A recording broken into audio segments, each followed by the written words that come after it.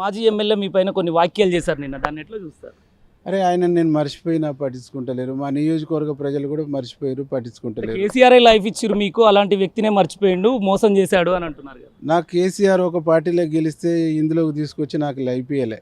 తెలంగాణ ఉద్యమంలో కొట్లాడి third degree తిని జైలుకు పోయి అనేక రకాల ఇబ్బందులు పడి ఇస్తే డిపాజిట్ వస్తే చాలు అనుకొని టికెట్ ఇచ్చేస్తే కొట్లాడి కలబడి నిలబడి గెలిచి వచ్చేసిన.